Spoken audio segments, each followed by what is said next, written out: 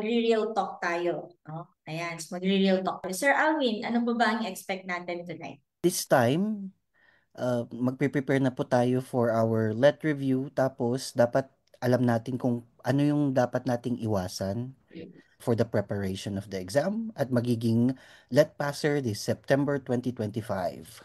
Let's dive into the first one that I have already. No? So, dun sa before the exam, ito yung during the review time. Preparation mo bago ka mag-exam. Ano ba yung mga madalas? Number one, na nakikita ko hindi lang po from experience, but also as a mentor, no, na napapansin ko is cramming. Ayan po, cramming. Lalo na kasi, take note, we will have a countdown. So, how many days before the exam? Okay, so kunwari nakalagay doon, 125 days. Malayo-layo pa yan. Di ba? So medyo relax-relax pa tayo. Okay lang, tutulog pa ako ng ganito, ganyan, no? And then, in the end, tapos pag malapit na, kunwari 3 weeks or 2 weeks na lang bago mag-exam, then we start to cram. Okay. Now, if you are not a Russian, just like me, Russian, ang ibig ko po sabihin sa Russian ay yung laging nagra-rush. Okay? Kung hindi po kayo Russian, kagaya ko, hindi po maganda mag-cram. Kasi hindi sanay ang sistema ng katawan nyo, ng setting ng utak nyo, para i-absorb lahat-lahat yung kailangan nyo i-absorb in a very short period of time. Plus, that is very risky. Okay, very risky. Why? Kasi what if you get sick? Di ba? O, nagka-cram ka na. Tapos biglang nagkasakit ka. Ilang araw na nga lang ang natira sa'yo. Tapos na yung iba pang araw, napunta dun sa pagpapagaling mo. O, edi ano nangyari? Baka hindi mo na maabot talaga yung dapat mong abutin na pagre-review. So, sa akin, avoid natin ang cramming by, eto na, ano po ang solusyon natin dito? For me po, ang isang suggestion ko is, mag-schedule tayo. Ayan, kasi ang cramming po is, pwersahin niyo po kasi yung sarili niyo to cover topics within a very short period of time, which is, like I said, very risky because the mastering, the absorption, mga ganyan, no, medyo alam ko mako-compromise yan. Sir Alwin, what can you say? Hello po, ako si Alwin. Yes, tama si ma'am. Isang common mistake natin is when we do cramming. So, yung pangalawa naman sa akin is also connected to cramming. Yung parang ang mistake na ginagawa natin is bahala na si Batman style. We are studying without a strategy. Kaya, etong test na to is dapat pinag-preparean to. So, hindi lang naman just basa ng basa ng basa. So, dapat may strategy tayo. More focus muna tayo sa Gen Ed ng June. Tapos, um, Prof Ed tayo ng July. Then, August would be the majorship. Tapos, kung wala kayong majorship, this is already the time for you to refresh ulit, review ulit. And then, September, yakang-yaka na kasi we already covered all of the subjects. And then September, preparation, pang mock test final coaching na yung strategy natin dyan. So, yun yung laging dapat isipin. Isang technique dito is pwede mong i-focus yung high frequency topics muna. Yung, di ba na-discuss natin si ma'am, ayun yung mga topics na consistent na lumalabas. So, yun yung naging live session naming for live session 2. Mhm. Prepare na tayo for those topics. Tapos, focus din on your weakness. Kasi, once na yung weakness mo, ihahabol mo, ikakram mo, then baka hindi na mag-improve. So, yun po. Common mistake natin, wala tayong strategy pag nag-exam tayo. Dapat meron. The next mistake, okay, no, common mistakes ng mga nagre-review for the boards. Okay, madalas po ang pagre-review kasi natin punong-puno ng content, di ba? Yung yung notes, ganyan, tapos inaaral natin bawat definition, bawat term, bawat kung ano man yung mga subtopics under that. So nakafocus tayo dyan pag nagre-review tayo. However, kuminsan yung mga iba, hindi na po sila nagpa-practice. So, napaka-importante nito yung practice. Practice ng ano. Okay, so kung sa, like for PRB, okay, mamaya explain ulit ni Sir Alvin, no? Ano yung mga forms ng practice natin dito? Kasi guys, it's not enough, okay, it's not enough na nag-memorize ka. It's not enough na sinummarize mo yung topic. Hindi rin enough na binasa mo yung libro. Okay, kailangan, para ma-assure natin na nailagay mo sa utak mo itong mga to, meron tayong test. Okay, now doon sa test, kailangan mo mag-practice, mag-take ng mga tests in relation to these topics na naaral mo na. Okay? So, ano ba to? Para malaman kung, nakalimutan ko yun. Or, naalala ko pa yun. Okay, so, wag mong hintayin yung actual board para dun mo lang malaman kung ano yung mga na-retain sa utak mo at kung ano yung mga nakalimutan mo na. Now, para din mas madali mong matandaan, kailangan mong mag-take ng mga tests na paulit-ulit. At ang mga test na to ay dapat na pwedeng pero pwede rin na paraphrase in such a way na natitest kung talaga bang alam mo yung topic na yon or yung word na yon kung word or yung tao na yon kung tao man yan. Okay? So, wag po sana tayong mag-skip, mag-take ng mga exercises or practice exercises or formative tests, summative tests, or yung na-mention ni Sir Alvin kanina, especially the mock tests. Ayan po. Sir Alvin? Yeah. Yes. So we do the drills. That's the only way we can like really practice the test taking strategies na natutunan natin. It's not just like the knowledge, the content. Kasi malay mo, iba pala yung phrasing nung content. Tapos, na-memorize ka lang, nag-easy recall ka lang. Dapat Yes. alam mo din kung paano ka mag-analyze ng questions, paano mo hanapin ang mga keywords, tsaka yung mga context clue para mas madali ang I mean to say, mas higher ang chances na pumasa, makakuha ng lisensya. At yung sa tanong ni Ma'am, dapat magma-mock test ka kasi parang may 10 sets of mock test ng GenEd, makikita mo yung growth mo. Like, for example, kasi it will also like help you parang makuha yung pressure, ano bang tawag dun sa ma-handle mo yung pressure, tsaka yung ma-manage mo yung time when you're taking the test. Sir, Yes. bali, tama po ba yun na ang sabihin natin is practice makes perfect? Ganun po ba yun, sir? Yes, sir. Exactly. Tama Okay, yun, Sir Frank. correct. Yes. Okay. But it Okay. should be active practice kasi ito naman yung minsan click click click click click click lang tayo. Hindi naman yun yung gusto namin when it comes to Mhm. like using this app. Kasi Mhm. this is like designed na ginagamit din ng mga international students namin. And ang problem dito is they are students, they are young, they just like click click click click click. But for us, we are future educators.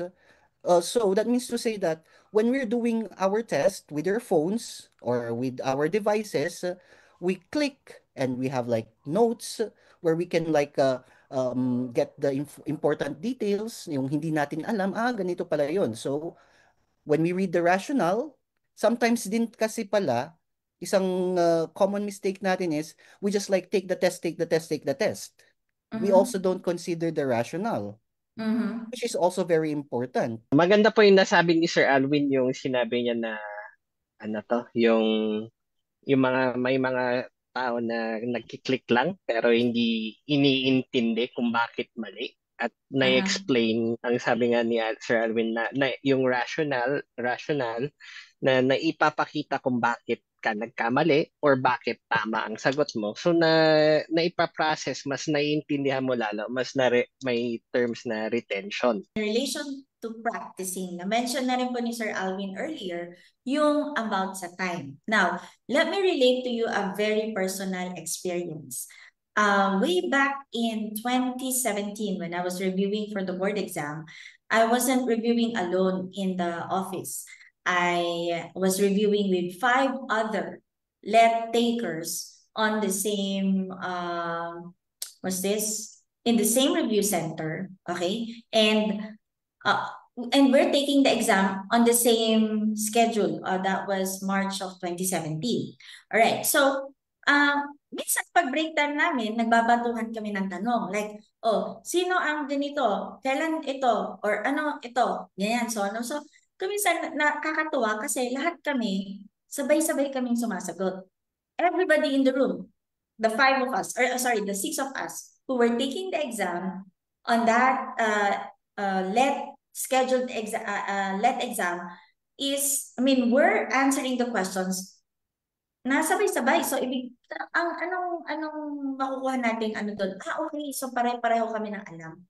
Okay po, no? So, pare-pareho kami ng alam. So, confident kami na, everybody of us, we're confident that we will all top the board exam because we all know every question na binyato namin doon and linabas namin, kayang-kaya namin lahat sagutan. However, when the results came out, okay? When the results came out, yun na, yung doon na nagkaroon ng pagkakaiba. Now, there was good news is we all passed. Okay, that's the good news. So, meron kaming team, meron kaming a buddy system. Actually, si Sir Alvin was my buddy during the review, no? So, which is very important. Ayan. But then, what did I realize? What did I realize? Okay, ganito. After nung exam, I asked them, guys, kumusta yung exam? Tapos, doon sa lima na other teachers, yung tatlo nag-reply. Yung dalawa hindi. After ng exam, exam pa lang yun. Sabi ko, bakit hindi sumasagot tong dalawa? Kasi sabi ko sa kanila, after ng exam, mag-dinner tayo. Ayan. So they weren't answering. Then I said, bakit kaya? And then eventually, nakulitan siguro sa akin, sinagot yung call. And then the other was crying. The other one was, both were actually crying. And then I said, why? What's wrong? What happened? Then they said, Ma'am, kasi hindi ko natapos yung Gen Ed. Ayun. Ha? Bakit? And then yung isa naman, Ma'am, kasi hindi ko natapos yung Gen Ed. Pareho sila. Hindi nila natapos yung Gen Ed. And then, I asked them, what happened? Ano ang hindi mo natapos? And then they said that Ma'am, ako 120 lang ang inabot ko tapos ubos na yung oras, so I had to shade the rest without reading the questions. So, gines ko na lang silang lahat.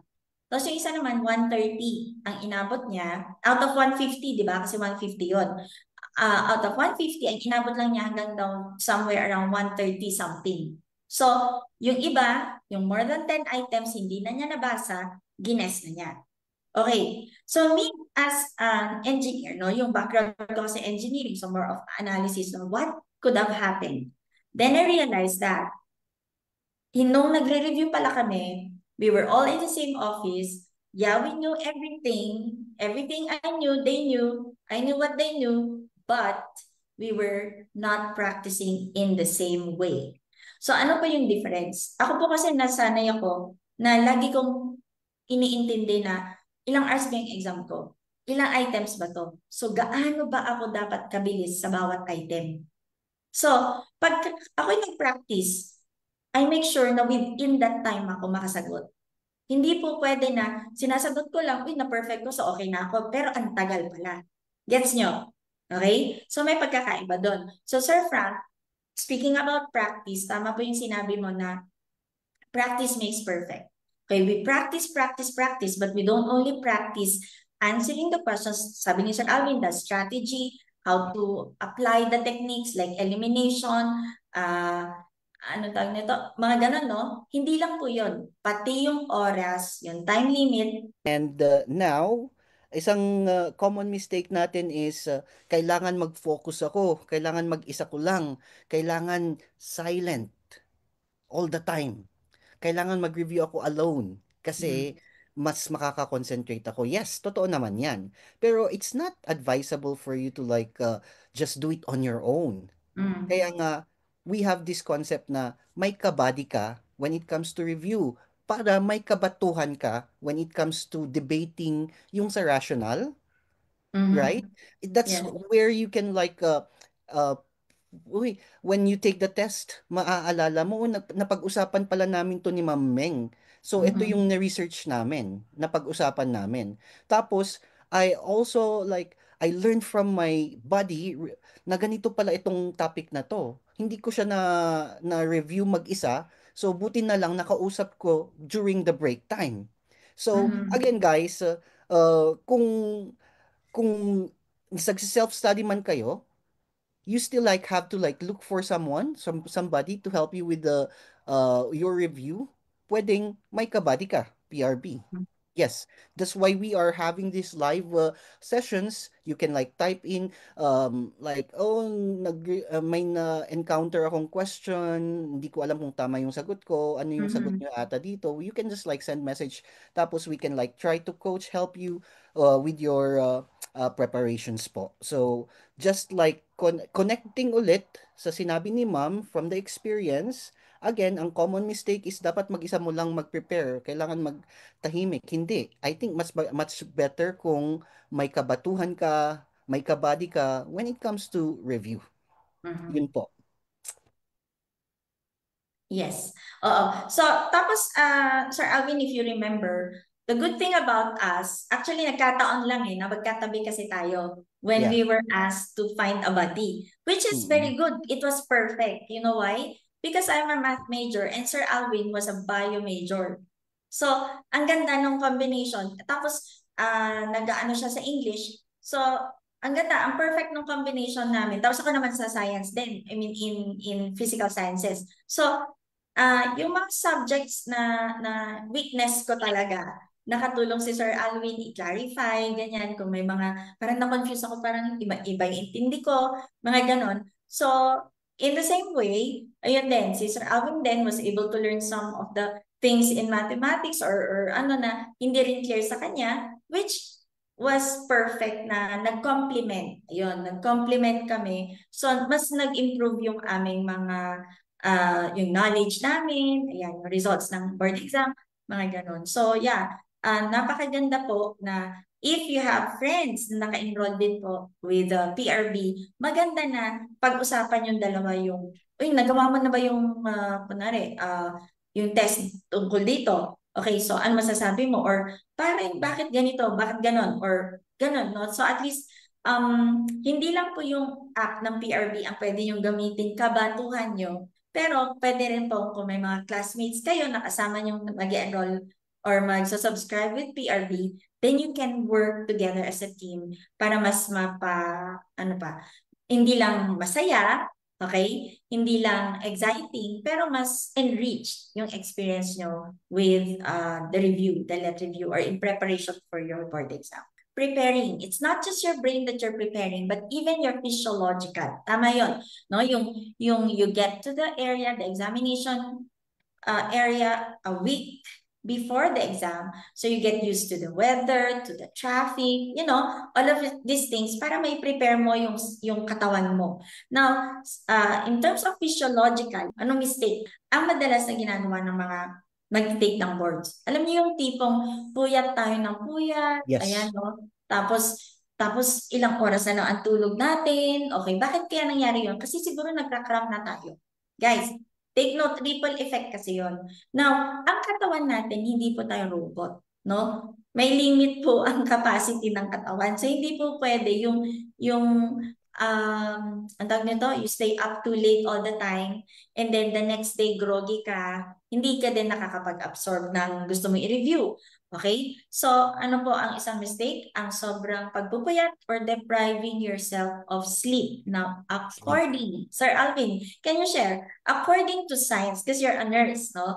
You're a nurse also. So, ilang oras ba dapat ang tulog natin every night para at least, physiologically okay ang katawan natin para din sa brain natin 100% or 8 maximize na din hours yung po, function ma'am. nito. According to Ayun. research, 8 hours talaga. Mhm. Yes. Pero Ayun. there are times na nasasanay ka na with 6 hours. Pero the body needs like 8 hours. Supposedly. So, if you Supposedly. can, yes, if you can enjoy 8 hours of sleep. Now, I know some of you are working, okay? You have other responsibilities. Maybe it's yung iba sa inyo, mga parents or mga breadwinners or, ang dami nating kwento. Kanya-kanya tayo ng dala, okay? However, wag po nating i-neglect ang ating katawan. Okay? May maximum capacity lang yan. Now, pag na-neglect kasi natin yung sleep na need ng ating katawan, pwede po mag-suffer ang maraming bagay. Like your health, and again, kahit natinitan nyo ba yun, guys? Yung nagbabasa ka, tapos ilang minutes ka na dun sa isang page, pero wala. You're just wasting time and it doesn't like get into your mind or you're not comprehending what you're reading? Yes, okay. Kasi mga teachers din naman po kayo, no? So, alam mo, nagpre-prepare ka ng lesson mo, tapos bakit kaya ito hindi ko matapos-tapos or ang tagal-tagal na? Kasi nga, possible na yung katawan mo is pagod na, fatigue. Ayan po. Pag na-experience pa natin ng fatigue, kahit na po anong gusto natin, the will is strong, but the body is weak. So what's gonna happen, mako-compromise natin yung ating ginagawa. So you will just be wasting time. So before this happened to me, like pinipilit ko because I work, I have my sons, and etc. So I force myself to stay awake. And then anong effect? Ang effect ay I'm wasting time just staring at a page for hours and hours, and then eventually hindi ko rin lang na-maximize yung time. Wala din lang ako na-review. So, ang ginagawa ko, I learned my lesson na, kung time to sleep, time to sleep. Enjoyin mo yung tulog mo. Kung 6 hours man yan, ayan, yung iba pong research, nasabi po ni Sir Alvin, talaga pong 8 hours dapat. Pero kung talagang nasanay na.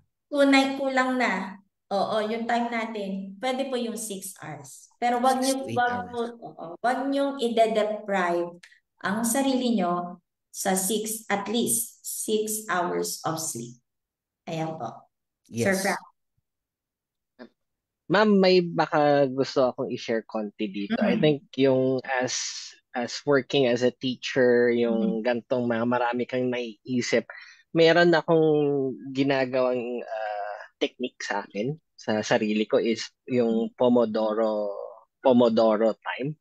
I think medyo effective po sa akin na I could yung 25 minutes na focus and then 5-minute break and then again 25 minutes. So yung sa 5-minute na yun, I will stop ako sa computer. Mag-stop ako magre-review. Labas ako maglalakad-lakad ako konti tapos balik ako para maalis lang yung siguro naglalakad ako para nabubuhayan ako ng I think kasi nagigising yung utak. Kaya nga ang sinasabi dito is when you're preparing for the LET exam, mas effective ang focused studying kesa yung marathon stress studying cramming na gagawin mo. That's right.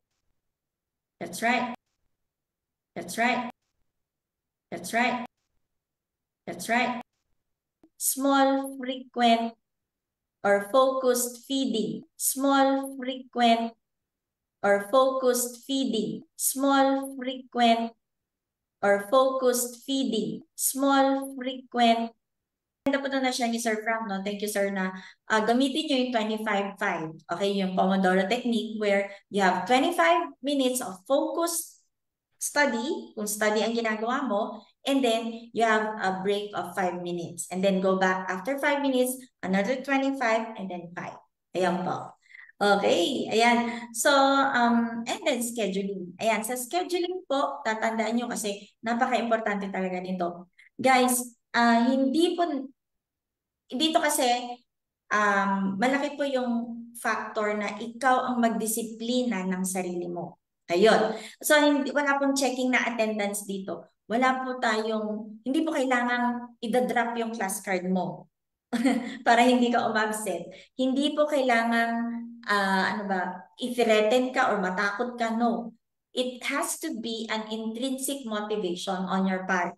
And with that motivation to pass or top the board exam, you have to commit to yourself na you will attend to your classes sa schedule na pinili mo. Guys, it's like going to college, di ba? So, MWF ba ito? TTHS ba? Kung MWF, anong oras? Kung TTHS, anong oras? Ilang oras? And all of that. So, again, Yun. So far, yun po yung ma-share ko po for now, no, na ang just to summarize lang siguro, number one is, ang pinaka-tallest talaga, kung isa-summarize natin, is scheduling.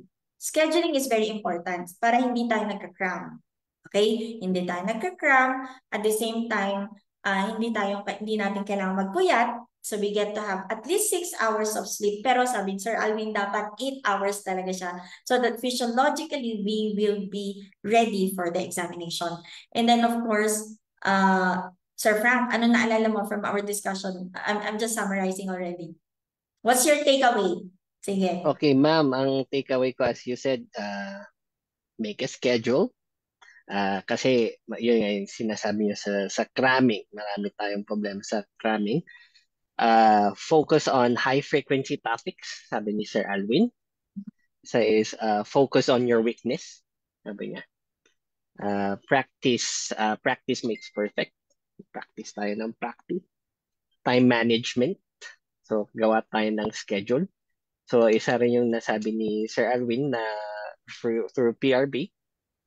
Ang maganda kasi dito sa app na to na nagawa natin is nandito lang sa ating phone.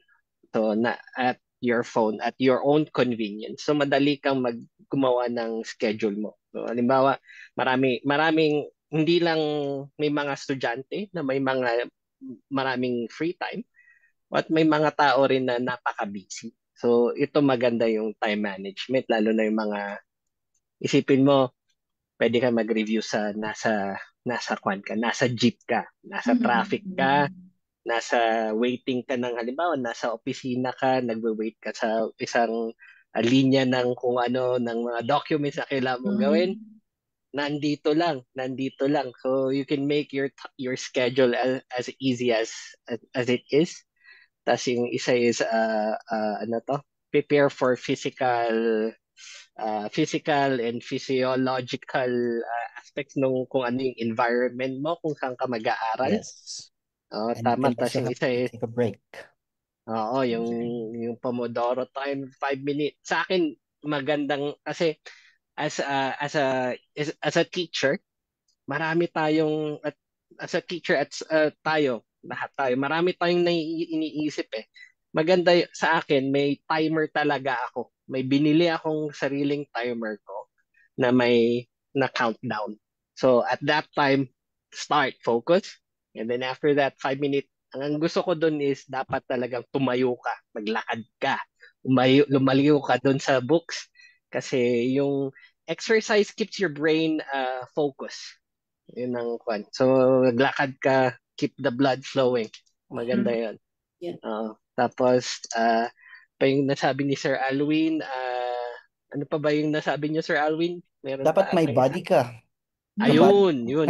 Oo, sharing. Share that.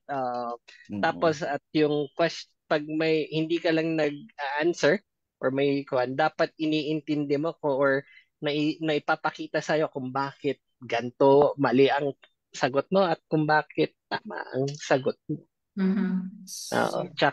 Isa pa.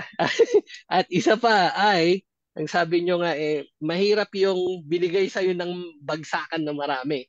Hindi mo alam kung anong umpisan mo. So, maganda yung may pakita natin siguro mamaya kung ano yung mga examples natin dun sa app. Correct. Correct. Okay. Pero, sir, wait lang. Sorry po. Meron pa akong nakalimutan, which is very important. Okay pa ba? Yes. Go lang tayo, ma'am. Yung distractors. Ayun po. Ang dami pong mga distractors sa paligid natin. Sa phone pa lang, kasi na-mention na ni Sir Frank, kaya ko naalala, no? Where you have it on your phone and, you can access it anywhere, the app. So I hope na iwasan natin yung mga pag-click or pag-open sa mga app sa phone natin na hindi naman related sa ating goal ngayon, which is related to your commitment to pass the LET. I am not saying na you do what I did, okay? Na ano bang tawag doon? Hindi ako parang nag-live lang ako sa Facebook. Parang ganon. Yung ano ba? Ano bang tawag doon, sir? Deactivate. Ayun. Nag-deactivate lang ako sa Facebook nung time na yon para Kasi napansin ko na, kunwari sasabihin ko, ay hindi, mag-check lang ako ng 15 minutes. Tapos yung 15 minutes naging 2 hours. Diba? So, I robbed myself of the time for my review. So, I don't know kung ano po ang mga distractors nyo. I'm not gonna say kasi kayo po ang may alam sa sarili nyo. Pero sana matutunan nating i-block yung mga distractors. And then, kung sa phone man, yung mga madalas na location ng ating distractors, anyway, napakaganda nga po ng ating app, no? Kasi it's available on our phone. So, before you click on the messenger or before you click on the Sir Frank, ano bang app sa phone mo ang sa tingin mo unang-una mong click pag nung wala pa ang PRB? Ang common dyan, ma'am, sa akin, ang ginagawa ko, syempre may Facebook dyan, lagi Ayun. dyan, Okay. Messenger, ayan, mga yan. Oo, So correct. usually aminin mo, no? You spend a lot of time, 'di ba? Na hindi mo namamalayan na ang dami pala nating time na nagagamit for this one. Now, I am not saying that we neglect our family or our friends, no? Because these are our ways of communicating. But, you have control of what you're gonna click. Ayun lang naman. I-click-click mo ba ano yung My Day? Ay, hindi. My Day ba yun? Sorry. My Day, or i-click-click mo ba yung Reels and something. Because when you do that, what's gonna happen is, hindi mo na to mapipigilan, tapos tuloy, and then you get lost in time. Ayan po, no? So, what other distractors? You can name them. So maybe those joining us online, you can type, what distractor do you think your number one distractor? And kayo na po mismo, personal, mag-isip, paano ko ba ito ma-block? Kailangan natin tanggalin itong mga distractors na to para mas focus tayo. Ayun lang po ang pahabol ko. But other than that, I think so far, we're good dun sa mga dapat natin i-avoid during the review.